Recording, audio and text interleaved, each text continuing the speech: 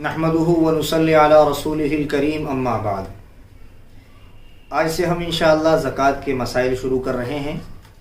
अब इंशाअल्लाह मौका ब मौका ज़कात के मसाइल आप हज़रात की खिदमत में पेश करते रहेंगे। आज हम ज़कात से ही ताल्लुक़ रखने वाले दो मसले आप हज़रात की खिदमत में पेश कर रहे हैं।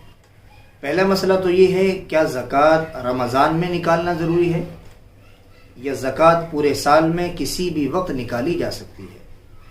याद रखें, ज़कात का रमज़ान से कोई ताल्लुक़ नहीं है, यानी रमज़ान में ही अदा करना ज़रूरी नहीं है, बल्कि ज़कात तो पूरा साल गुज़रने के बाद अदा की जाती है। अगर ये आदमी मुहर्रम के महीने में साहिब निसाब हुआ है तो फिर अगले मुहर्रम यानी पूरा साल जब गुज़र जाएगा तो इस पर ज़कात फ़र्ज़ हो जाती है, इसका अदा करना ज़रूरी है। रमज़ान में तो चूँकि अल्लाह की तरफ से 1 का 70 मिलता है, इसलिए उमूमन लोग रमज़ान में ज़कात अदा करते हैं।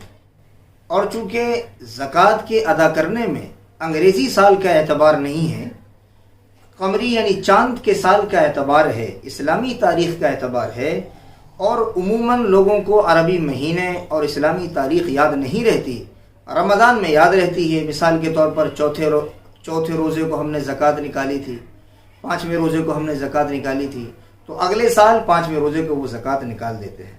बहरहाल रमज़ान में ज़कात निकालना ज़रूरी नहीं है। अगर पहले साल मुकम्मल हुआ है तो उसी वक्त अदा करना ज़रूरी है। अब दूसरा मसला ये, क्या ज़कात को ज़कात कहकर देना ज़रूरी है, यानी अगर हम किसी को ज़कात दे रहे हैं तो उसे पता होना ज़रूरी है कि हम ज़कात दे रहे हैं।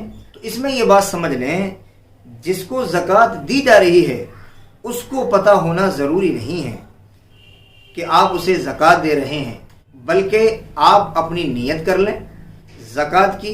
ये ज़कात की नीयत करके माल को अलग कर लें और उसमें से निकाल कर उस शख्स को दे दें।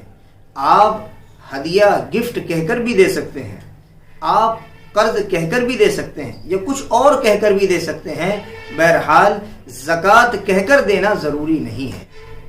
खुलासा ये कि रमज़ान में ज़कात निकालना ज़रूरी नहीं है, जब साल मुकम्मल हो जाए जब ज़कात निकालनी चाहिए। ज़कात को ज़कात कहकर देना ज़रूरी नहीं है, हदिया गिफ्ट तोहफ़ा कुछ भी कहकर दिया जा सकता है। अल्लाह अमल की तो